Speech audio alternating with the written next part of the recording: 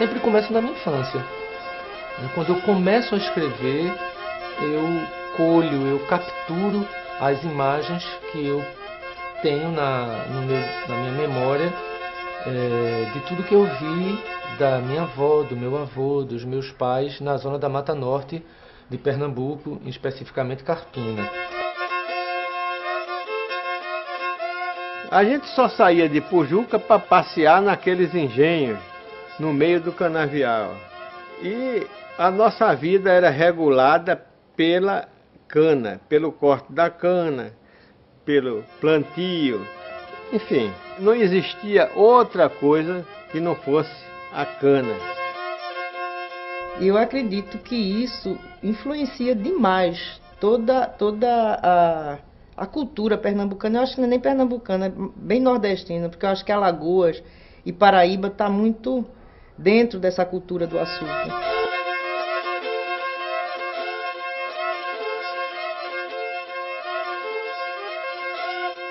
Cultura é exatamente isso, é o dia a dia, são as coisas que circundam e dentro dessa ótica, claro que o açúcar teve uma influência muito forte na presença artística no Brasil.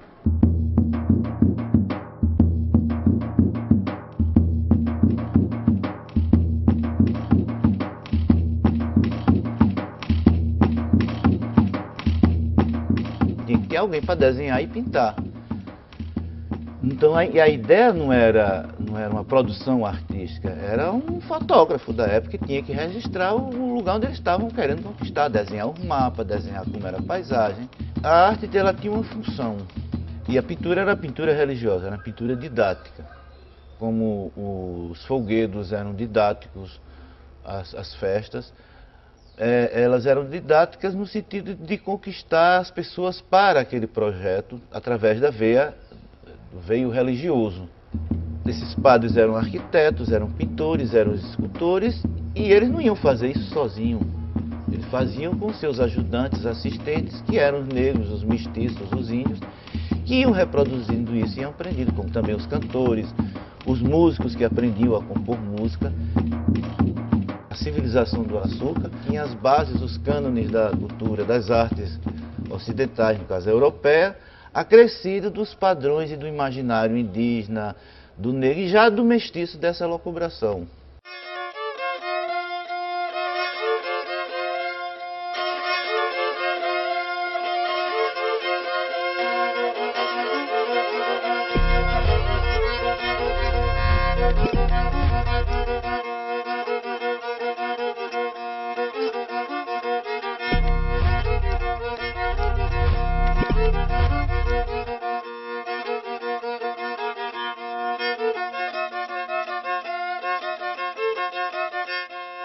Eu olho aqueles quadros de Cícero Dias, o lúdico.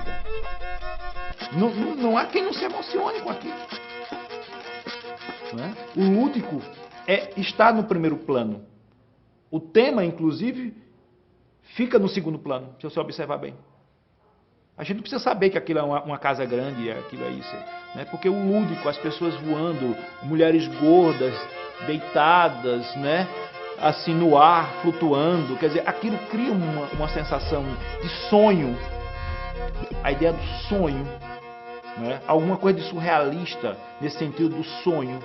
E todos os quadros dele, dos anos 20, dos anos 30, estão falando da zona da mata, do açúcar, dessa civilização, mas ao mesmo tempo estão falando de coisas que qualquer pessoa em qualquer lugar do mundo que vê vai ter uma empatia com aquele quadro e vai ver a beleza daquele quadro.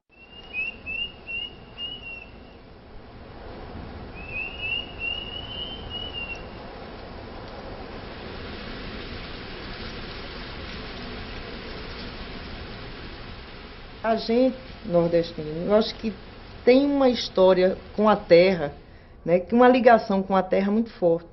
É como se a gente fosse plantado como uma árvore mesmo, a gente tem raízes na terra. E quem tem a história de engenho, a história da cana, eu acho que tem isso mais forte ainda, sabe?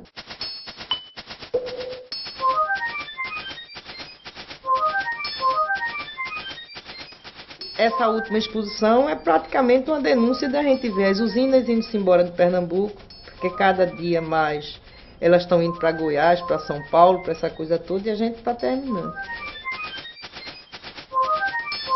Meu pai veio em 1964, saindo do Rio de Janeiro, na fase ainda da Belle Époque, de tudo que você tinha em termos de conforto, da intelectualidade brasileira, de música, de teatro e tudo, para ir para a Zona da Mata Sul, em Rio Formoso, administrar junto com meu avô a usina Cucaú, que era de sua propriedade, né? Então esse choque deu-se ao inverso. Em vez de sentir-se assim, saudoso com relação à vida que levava no Rio de Janeiro, meu pai descobriu, na riqueza da vida no campo, a riqueza da sua arte. No convívio com os contadores de história, que eram os verdadeiros transmissores da história da vida no campo, meu pai começou a conhecer as lendas do canavial. Lendas principalmente decorrentes das imagens que os camponeses viam das queimadas do canavial.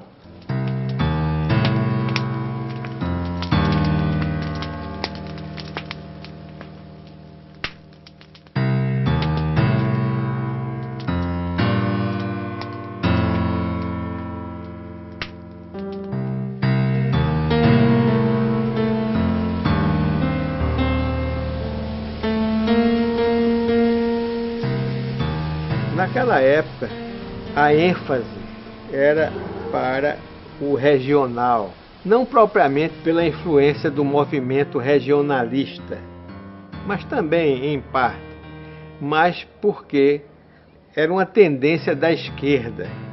Os grandes pintores eram Portinari, de Cavalcante, era gente que pintava coisas do povo.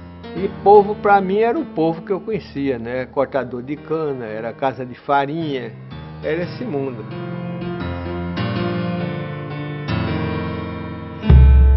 As mangueiras, o telhado, o pátio, as sombras, o fantasma da moça, tudo ouvirá em silêncio o ruído pequeno. Você tem romances que se passam nos engenhos, né? Isso já desde o século XIX. Você tem, antes do movimento regionalismo aqui em Pernambuco, você tem pessoas escrevendo romances regionalistas que se passam no interior, por exemplo, Mário Sete com A Senhora de Engenho, que inspirou Capiba, né?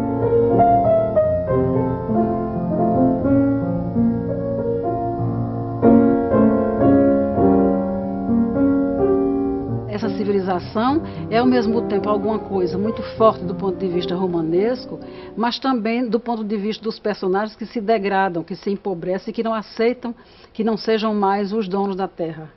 Não é? Então, nesse Senhora de Engenho mesmo de Mário Sete, você vê como é que se passou de uma sociedade muito rica para uma sociedade que vivia de passado.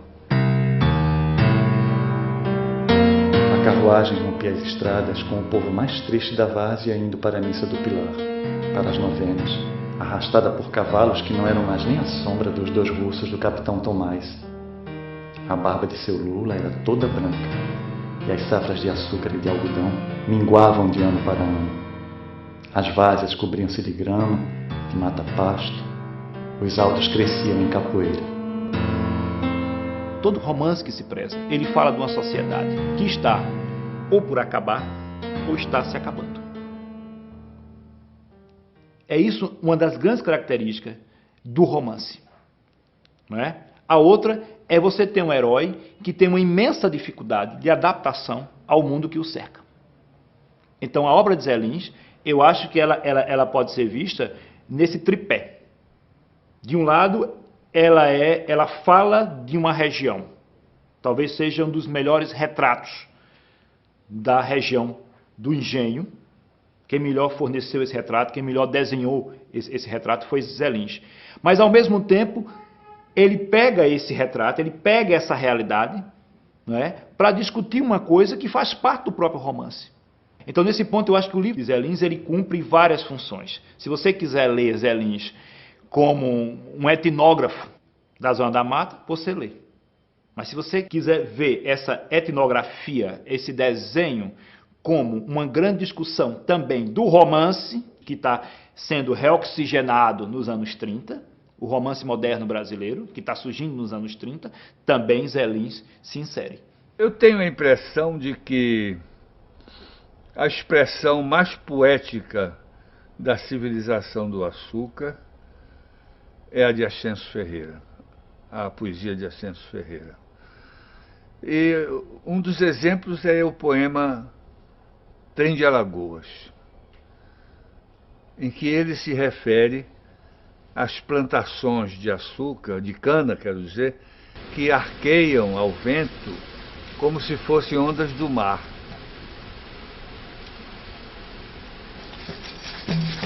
Já deixamos a praia tão ruim, no entanto, ali estamos entrando pro mar. Dano, Simão, se arqueia, paisano, que nada, partido e amor de conta.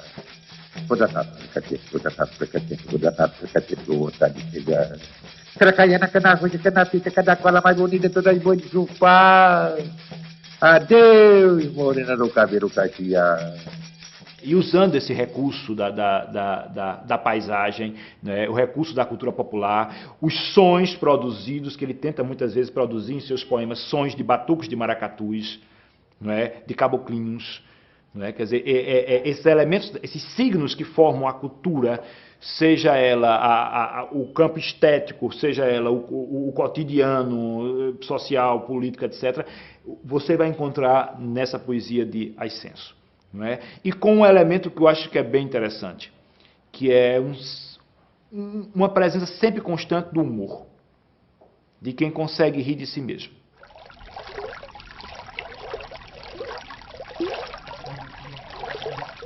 E neste rio indigente, sangue lama que circula entre cimento e esclerose, com sua marcha quase nula, e na gente que se estagna nas mucosas deste rio, morrendo de apodrecer vidas inteiras a fio, podeis aprender que o homem é sempre a melhor medida, mas que a medida do homem não é a morte, mas a vida. Parte da obra de João Cabral, ele não fala da cana, mas ele fala de uma realidade que é consequência dessa monocultura e dessa escravidão durante 400 anos. Não é? Quando ele fala de um rio Capibaribe, um rio morto, não é? Ele está falando de um rio que está morto porque as usinas mataram esse rio. João Cabral foi, confessadamente, um poeta sem música. Ele não sabia o hino nacional, era diplomata e tinha essa dificuldade, porque ele detestava música, João Cabral. Então a poesia dele parece feita de pedra. Palmares, zona da Mata Sul de Pernambuco. Aquilo tudo eram terras de Teodósio Guedes Farias de Azevedo.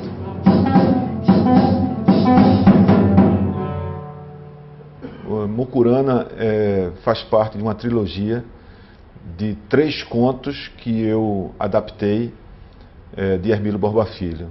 Convive a família açucareira. Na verdade, o que o espetáculo conta é a relação do homem com o seu meio, a relação do homem com o poder, e nesse caso específico, com o poder que é o poder da família, da propriedade.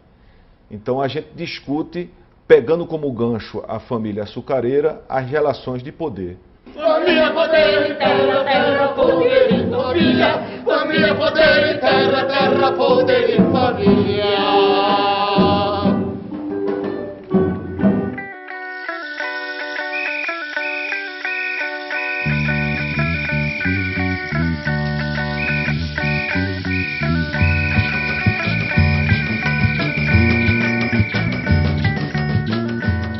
Curiosamente, né, apesar do açúcar, né, ter a cana-de-açúcar, né, desde a colonização, ter uma presença tão marcante, né, na construção mesmo da identidade do país, eu pelo menos não vejo, né, uma repercussão, né, dentro do campo do audiovisual, por exemplo, com a mesma intensidade que a gente tem o sertão.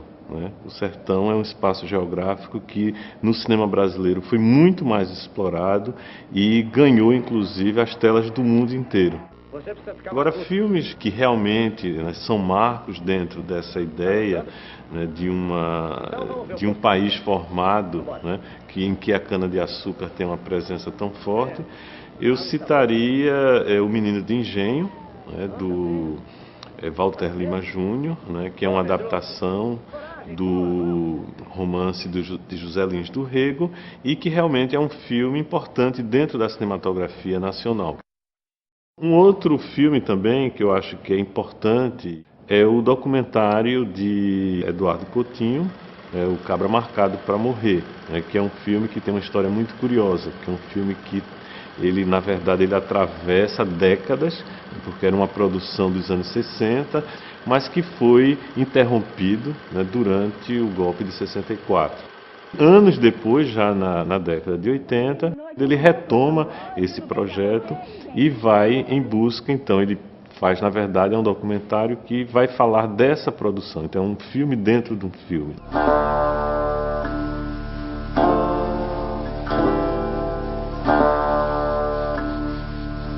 Quando a gente, na pesquisa e principalmente nas locações, a ambientação do filme todo, a gente pesquisou e percebemos como o tempo estava parado, como as pessoas, elas começam a trabalhar, elas acordam 4 horas da manhã, 5 estão cortando cana, 10 horas estão almoçando, 1 hora já estão exaustos, entendeu? Aí sentam na beira da estrada e o tempo ali parou, entendeu? E isso, nos que estão ativos. Quem já não dá mais, quem já não produz, quem não dá mais. Então eles param mesmo, ficam lá dentro, o dia todo sentados. São 500 anos de monocultura da cana-de-açúcar, onde aquela relação, daí também o formato do filme, se o tempo parado, porque aquelas pessoas estão lá paradas e tal. Tudo foi em função do que está do entorno da cultura da monocultura da cana-de-açúcar.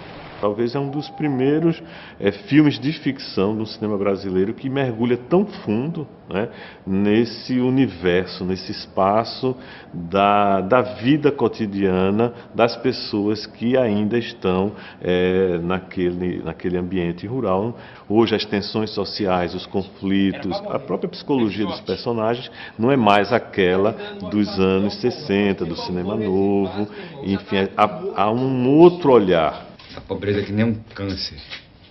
Pode ter até uma parte boa no mundo, mas vai destruindo tudo quando tu veja, pegando pulmão. A pobreza que vai socializar o mundo.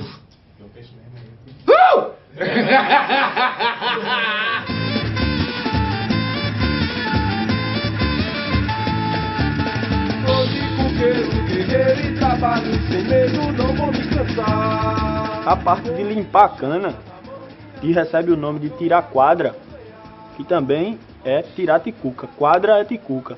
Daí o termo ticuqueiro, que nos empurra diretamente para o tipo de música que o ticuqueiro faz, porque é do corte da cana, é dos engenhos que saem os mestres de maracatu, os mestres cirandeiros, os violeiros, né?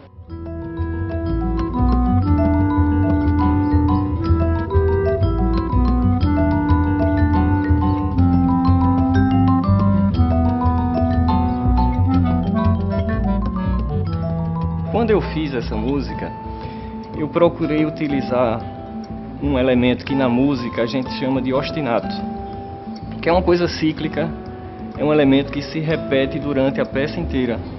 Então esse elemento cíclico foi que me lembrou exatamente uma moenda, alguma coisa girando, rodando.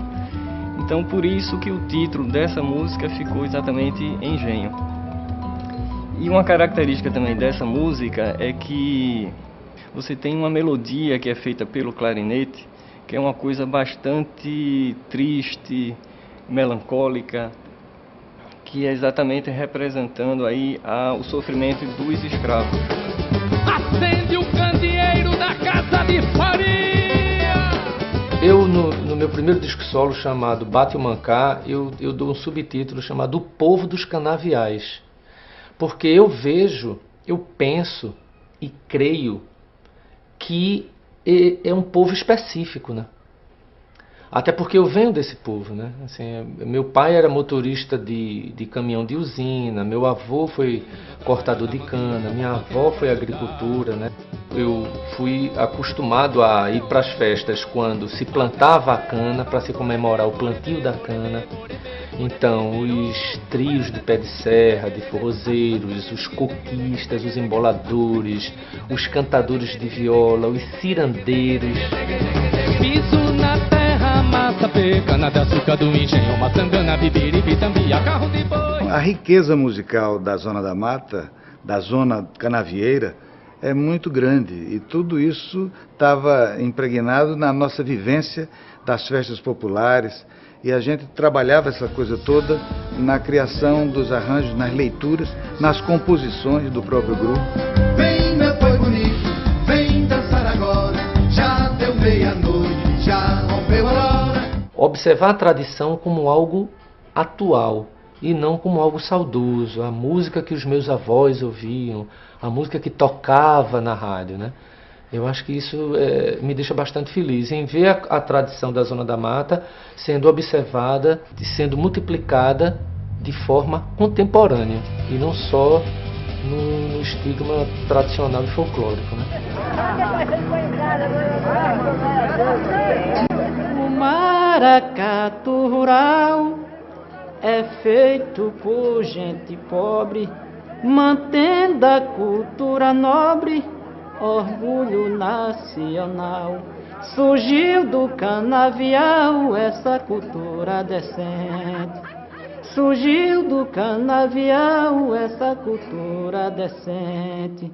Eu mesmo tô consciente e sei que o povo acredita que a cultura mais bonita quem vem fazendo é a gente.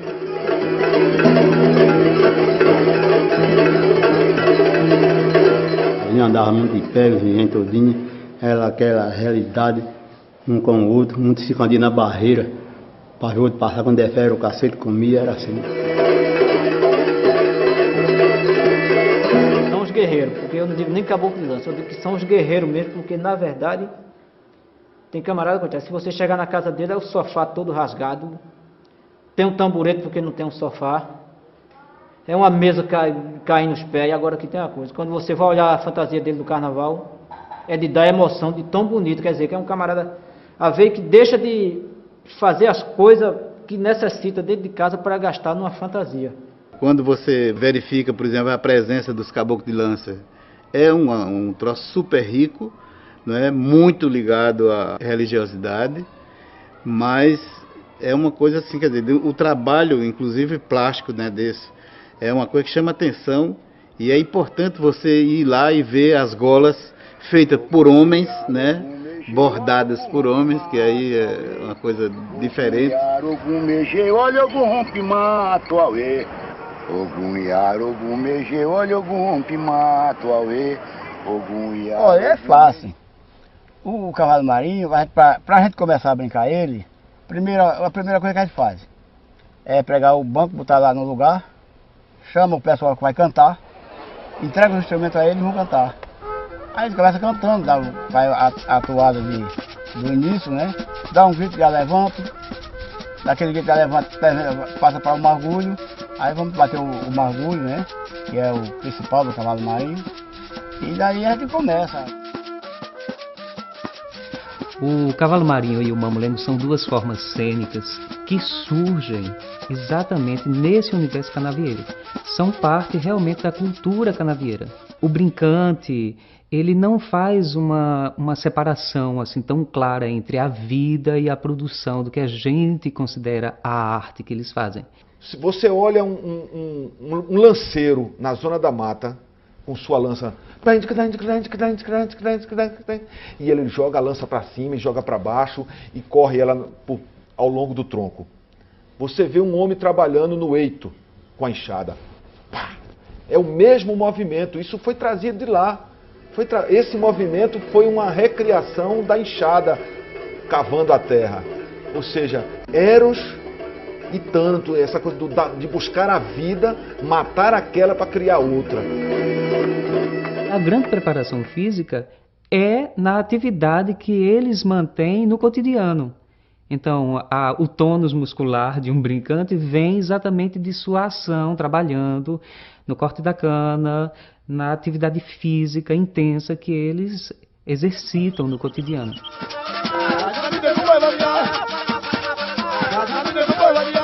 O Mateus traz um matulão, que é um grande feixe de palha, né, nas costas, e que serve como referência para a gente imediata de um feixe de cana. É aquilo que a gente quer. Não é o que o povo quer, é o que a gente quer. Porque o que a gente quer é isso.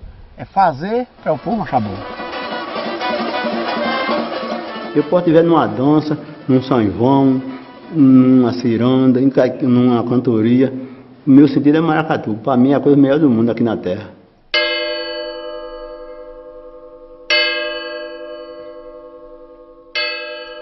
Meu povo todo, adeus, adeus, adeus, adeus, até outro dia assim, queremos Deus. Meu povo todo, adeus, adeus, adeus, adeus, até outro dia assim, queremos Deus. Realizou o nosso brinquedo, terminou com alegria, realizou o nosso brinquedo, brava nossa companhia.